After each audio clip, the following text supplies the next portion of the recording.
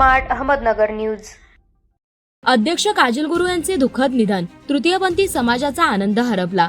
हक्क सन्मान न्यायासाठी जिल्ह्यातील तृतीय संघटनेचे अध्यक्ष काजल गुरु यांची प्राणज्योत 12 ऑगस्ट रोजी मावळली। या बातमीने संपूर्ण तृतीयपंथी समाजावर शोककळा पसरली आहे। त्यांच्या जाण्याने एक निडर नेतृत्व हरपण्याची भावना सर्वत्र पसरली आहे। अहमदनगरमधील खासगी रुग्णालयात काजल गुरु यांच्यावर उपचार सुरू होते। तसेच उपचारादरम्यान त्यांनी अखेरचा श्वास घेतला।